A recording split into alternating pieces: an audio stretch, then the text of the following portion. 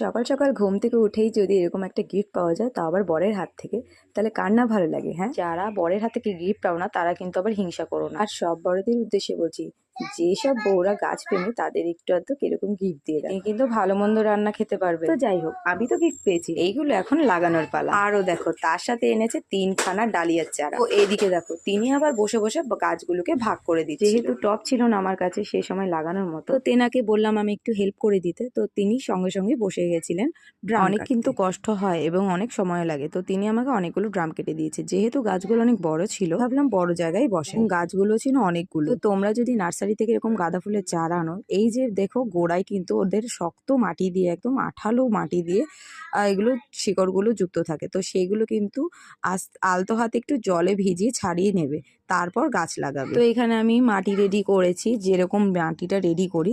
আর গাঁদা ফুল চেষ্টা করবে একটু সানলাইটের মধ্যে রাখতে। যেহেতু সঙ্গে সঙ্গে গাছগুলো লাগাতে পারিনি, একটু টাইম লেগে গেছিলো, তাই একটু গাছগুলো মরমর অবস্থা হয়ে গেছিলো। বাট কিছু না, কয়েকদিন পর এগুলো আবার তরতাজা হয়ে যাবে। আশা করছি ভিডিওটি ভালো লেগেছে সকলকে। Tata, bye bye.